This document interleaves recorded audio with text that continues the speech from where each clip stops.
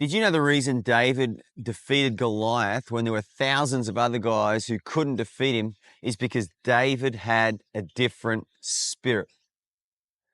Hi, my name's Andrew. This is Faith Boost, and I'm boosting your faith today with some ancient secrets that still work in the modern world. Well, we're looking at the story of David and Goliath. It's just incredible. I love it so much. Incredible story of a dude that won a battle, a dude that shouldn't have won, a dude that should have stayed down. He shouldn't even have been there in the first place. And the underdog, the nobody, the one no one's ever heard about, he suddenly wins and he suddenly becomes famous. Everyone knows his name. Why?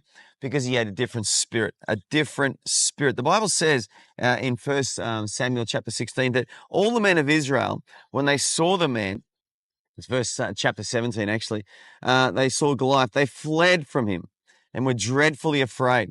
So the men of Israel said, "Have you seen this man who has come up? Surely he has come up to defy Israel. And it shall be that the man who kills him, the king will give great riches to, and also give him his daughter, and give his father's house exemption from taxes in Israel." So there's an option here for no taxes ever in your family. You get the king's daughter and you're going to be made rich. I mean, there's some real benefits being sold there, but not a single man in an army of thousands. And Israel would have had their good soldiers too. They would have had their champions. They would have had the guys that were just the best sword fighters, the best spear throwers. You know, they would have been training. They would have been like just really good at what they did. But not one of those guys, these champions of Israel, was willing to fight Goliath. He was 9 feet 9 inches tall.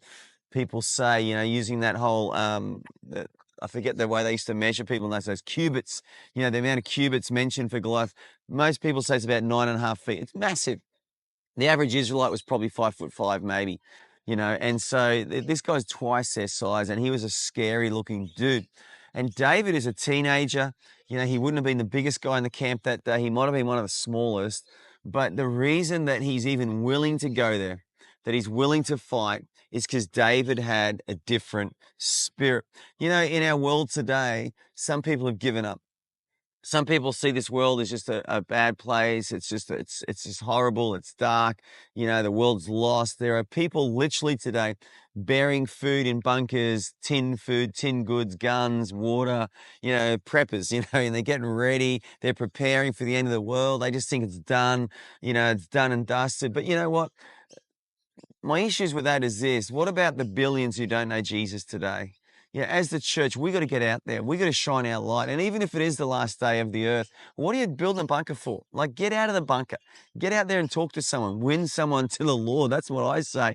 You say, well, it's dark out there. Yeah, it is dark out there, but you're the light of the world. The Bible says you're the salt. You're the light. Get out there, Christian. We got to get out there and mix with people and love people and bless people. That's our call, not to hide in bunkers and in forests and get ready for some, you know, final battle or final showdown. Let the Lord take care of that.